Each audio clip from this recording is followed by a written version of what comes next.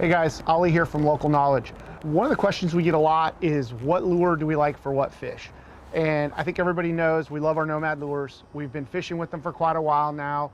We've even helped Damon with some input on some of the tweaks that we need for our local market. And they're just great all around lures. Very well made, great actions, some unique designs, and tons of finishes and sizes, which is very important in lures. So let me start off with, this little guy right here. He's brand new. It's a Riptide 105 Long Cast.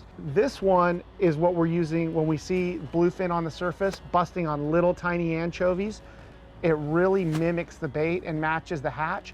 This lure right here, later in the season, has been able to get bites from some of those picky bluefin that we wouldn't otherwise get. Also works great on yellowfin that are feeding on the same bait. The great thing about this lure is this lead weight you can see inside of it. This lure is extremely heavy for how small it is, so I could throw it on a bigger rod and reel, like this reel right here, which is kind of our go-to. It's a 5500 Slammer 3, and I can cast it a good distance and get it into those fish, but still keep that little profile. The other lure that is our go-to standby lure for everything is the Madscad. If you watch the show, you see us talking about it constantly. We've caught Dorado, tuna, yellowtail. I think just about everything that we've chased has eaten this thing, even striped marlin.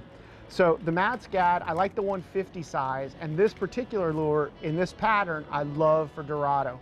Anything that's got some pink in it, Dorado seem to be attracted to.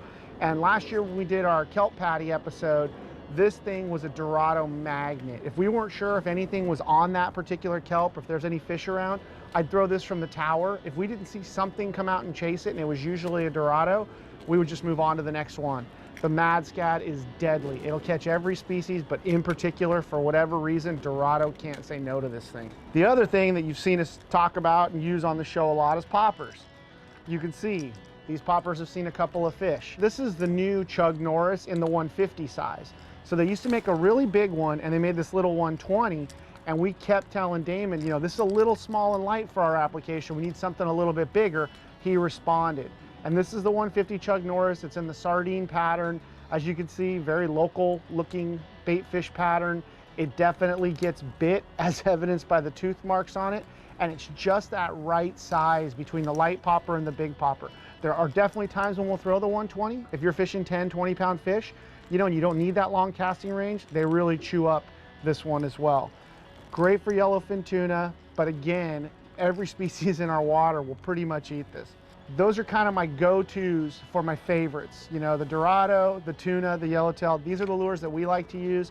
They've served us well. I'm sure they'll work for you. If you like these kind of videos, please take a moment and subscribe to our channel. We really appreciate your following, and you can let us know in the comments what else you'd like to see from us.